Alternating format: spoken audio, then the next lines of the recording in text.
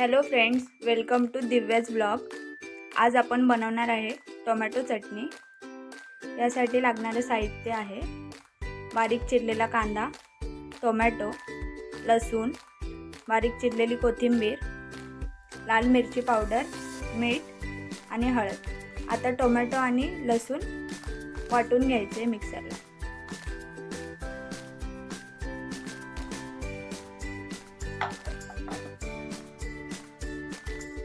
Tomato आणि लसूण वाटून त्याची अशी पेस्ट तयार करून घेतली आणि इथे कढईत तेल तापायला ठेवले। तेल चांगलं तापलंय। आता आपण त्यात कांदा टाकूया।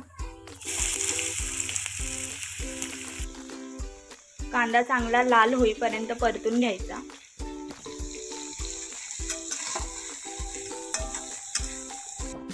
कांदा चांगला लाल झालाय। आता आपण यात टोमॅटो आणि लसूणची प्युरी टाकून घेऊया।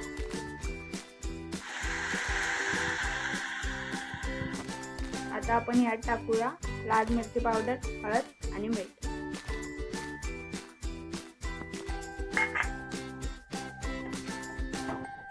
सगळं चांगलं मिक्स करून घेतलंय। आता 5 मिनिटं शिजू देऊया। आता टाकूया कोथिंबीर।